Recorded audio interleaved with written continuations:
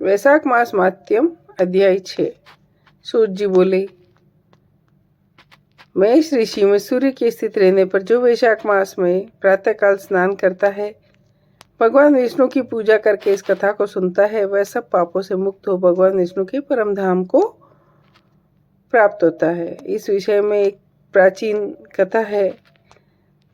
गोदावरी के तट पर शुभ ब्रह्मेश्वर क्षेत्र में महिषी दुर्वासा के 2 शिष्य रहते थे, जो परमहंस ब्रह्मनिष्ठ और इच्छा रहित थे। वे भिक्षा मात्र भोजन करते और पुण्यमय जीवन बिताते हुए गुफा में निवास करते। उनमें से एक का नाम सत्यनिष्ठ, दूसरे का तपोनिष्ठ। वे इन्हीं नामों से तीनों लोकों में विख्यात थे। सत्यनिष्ठ सदा भगवान विष्णु की कथा में तत्पर रहते थे। जब कोई श्रोता या वक्ता नहीं होता, तब वे अपने नित्य कर्म क्रिया करते थे। यदि कोई श्रोता उपस्थित होता तो उसे निरंतर भगवान कथा सुनाते, और यदि कोई कथावाचक भगवान विष्णु की कथा करता तो वे अपने सब कर्मों को समेटकर श्रवण में तत्पर हो उसकी कथा को सुनते। वे अत्यंत दूर के तीर्थों और देव मंदिरों को छोड़ तथा कथा विरोधी कर्मों का परित्याग करके भगवान विष्णु की दिव्य कथा सुनते, श्रोताओं को स्वयं भी सुनाते।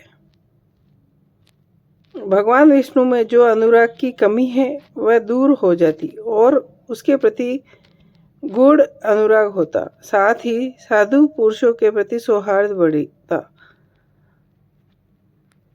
श्रवण, ध्यान और मनन यह वेदों में अनेक प्रकार से बताया गया है। जहाँ भगवान विष्णु की कथा न होती हो, जहाँ साधु पुरुष न रहते हो, वह स्थान साक्षात गंगा तट ही क्यों न हो, त्याग देने योग्य है।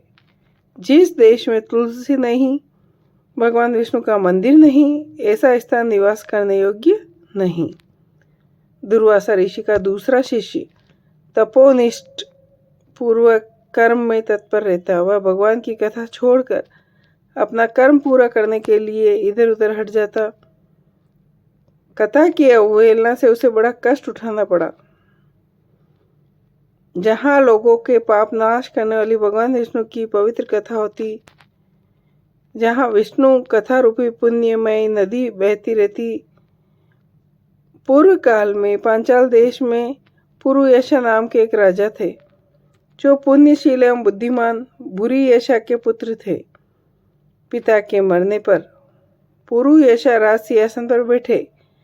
वे धर्म की अभिलाषा रखने वाले, शूरता, उदारता आदि गुणों से संपन्न, धनुर्वेद में प्रवीण थे। उन महामती नरेश ने अपने धर्म के अनुसार पृथ्वी का पालन किया। कुछ काल के पश्चात राजा का धन नष्ट हो गया। हाथी और घोड़े बड़े बड़े रोगों से पीड़ित हो मर गए। उनके राज्य में भारी अकाल पड़ गया। पांचाल नरेश राजा पुरुयशा को निर्बल जान उनके शत्रुओं ने आक्रमण कर दिया और जीत लिया। तदंतर पराजित हुए राजा ने अपनी पत्नी शिंखिणी के साथ पर्वत की कंदरा में प्रवेश किया। साथ में दासी और सेवक गण भी थे। इस प्रकार छिपे रहकर राजा ने मन ही मन विचार किया, मेरी यह क्या अवस्था हो गई। मैं जन्म और कर्म से शुद्ध हूँ, माता और पिता के हित में तत्पर रहा हूँ, गुरु भक्त, उदार ब्राह्मणों का सेवक, सब प्राणियों के प्रति दयालु रहा हूँ। फिर किस कर्म से यह विशेष दुख देने वाली दरिद्रता प्राप्त हुई? किस कर्म से मेरी पराजय हुई और किस कर्म के फलस्वरूप मुझे वनवास मिला? इस प्रकार चिंता से व्याकुल हो राजा ने खिन्न चित्त से मुनि श्रेष्ठ याज और उपयाज का श्रवण किया। राजा के आह्वान पर दोनों बुद्धिमान मुनीश्वर वहां आए। उन्हें देख पांचाल प्रिय नरेश सहसा उठकर खड़े हो गए और बड़ी भक्ति के साथ गुरु के चरणों में मस्तक रखकर प्रणाम किया। फिर वन में पैदा होने वाली शुभ सामग्रियों से उन दोनों का पूजन किया और विनीत भाव से पूछा, मैं गुरु चरणों में भक्ति रखने वाला हूँ, मुझे किस कर्म से यह दरिद्रता प्राप्त हुई है? किस कारण से मेरा वनवास हुआ? मेरे न कोई पुत्र है, न भाई है, न हितकारी मित्र है। मेरे सुरक्षित राज में यह बड़ा भारी अकाल कैसे पड़ गया? राजा के पूछने पर दोनों मुनिश्रेष्ठ ध्यानमग्न होकर बोले, राजन, तुम पहले के 10 जन्मों तक महापापी व्याध रहे हो। तुम सब लोगों के प्रति क्रूर और हिंसापरायण थे। तुम्हारी जीवा किसी प्रकार के भगवान विष्णु का नाम नहीं लेती थी। तुम्हारा चित्त गोविंद के चारु चरणारविंद का चिंतन नहीं करता। इस प्रकार दुरात्मा व्याध का जीवन व्यतीत करते हुए तुमने 9 जन्म पूरे किए। 10वां जन्म प्राप्त होने पर तुम सद्य पर्वत पर पुनः व्याध हुए, जहाँ पर सब लोगों के प्रति क्रूरता करना ही तुम्हारा स्वभाव था। अपनी स्त्री के साथ रहते हुए राह पर चलने वाले पथिकों को तुम बड़ा कष्ट दिया करते थे।